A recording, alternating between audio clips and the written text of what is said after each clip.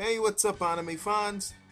Here it is, it's Anime Perspective, representing the 242, the Bahamas, featuring Gerard and Daniel. And now we're here to talk about a movie that both of us watched, the movie called Godzilla 2014. Now, for those who haven't watched the movie, I advise you to not watch this, to not click this video until you've watched that movie, because I don't want to spoil any of you. That being said, let's continue to the video. So, Daniel, what's your perspective on the movie? This is Daniel, the other half of Anime Perspectives 242. And what I felt about the movie was that I think it did a good job of reintroducing Godzilla and bringing Godzilla alive for a new generation. Modernized it a bit, made the monster fights look more realistic, and it was a nice build up. It was a nice build up as Godzilla didn't enter too soon.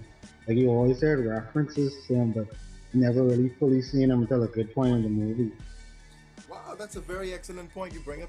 Because for some apparent reason, many people complain about, oh well, less too little Godzilla in a Godzilla movie. But my thing was, it was perfect the way the directors did it.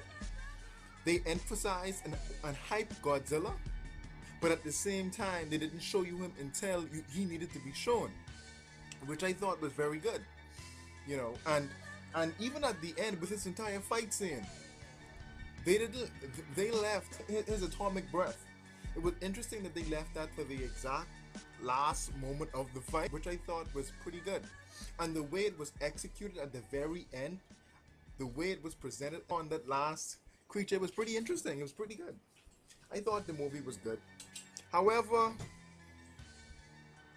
the Godzilla movie wasn't simply entirely about Godzilla himself, but it was also about the characters that were interacting within the movie.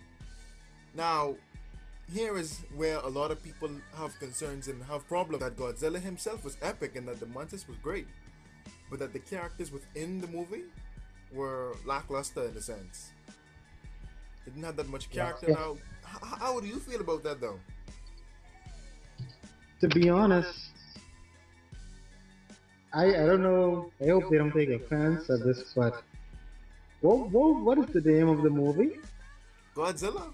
Is the name of the movie Godzilla and the human characters? I agree.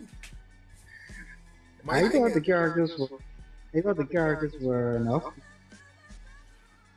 You had the scientists working in Japan who trying to figure out what happened in a previous incident what caused his wife to die. And he was about to uncover the whole thing. And the only thing I didn't like is he didn't get to see Godzilla, but he was able to witness the monsters that were responsible for his wife's death, That is true. That is true. and that the government was high.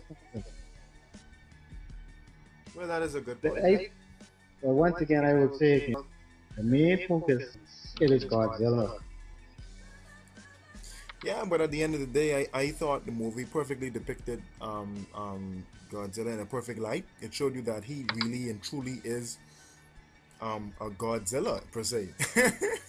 He is this destructive force, and what I like what Yeah, the creators did of the movie did was they made Godzilla not good, but it didn't make him bad either. They simply made him a destructive yeah, force that simply kept nature in balance, which to me made complete sense.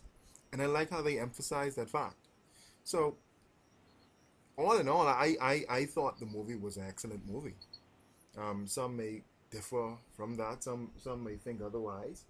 Some people state that the human element wasn't really interesting, but at the end of the day, we really don't go there to watch the human element. I mean, we go there to see a monster movie, to see monster fights. In fact, to add, I'll say this: even if many people think that the human element was truly missing, the excitement from them was missing. The monster fights made up for it. So I don't see a particular reason to complain because of that. but that's just my view. What about yours? Extending on that view, I like that view that Godzilla wasn't good, but he wasn't bad. And I like the fact that they showed Godzilla also had intelligence because there were many points in the movie that he could have just obliterated the humans. True, true. And it was good that they had a monster to fight Godzilla because, as we all know, there is nothing that the humans could have done to stop Godzilla. That he showed them that he could destroy them at any time. It was simply him defending what he thought was his territory, and Earth is his territory. Therefore, he went out of his way to defend it. That's just simply the way it is. So Yeah. yeah, all in all, and honestly, this movie was perfect for those who are fans of Godzilla like myself, and for those who've never watched Godzilla but wanted to watch a monster movie. So basically, this caters to the fans and those just watching a Godzilla movie for the first time. So I thought this was an excellent way to do it, and kudos to everyone who was a part of the project. I think it's safe to say that this probably is the best Godzilla movie ever. Yeah. Now many people might be against you because of nostalgia, but let's be real, people. Based on the visuals and the action scenes, this was definitely the best Godzilla movie ever. Anyway, guys, for those of you who have watched the movie Godzilla 2014, tell us what you thought about the movie. Just simply leave your comments down below of the video. Click like if you like the video. Click dislike if you dislike the video. I want you to be honest as possible. And yeah, that's basically about it. If anybody feels any different, just let us know and tell us why you feel different. I mean, all points are valid. And that is the beauty of this YouTube page, because Um, the name represents what we truly feel about how everybody should express themselves. State your perspective on a particular matter, and that's the reason why this channel was created. So we can hear your perspective. yeah. That wraps it up. Anyway, like I said before, if you dislike the video, dislike it. If you like the video,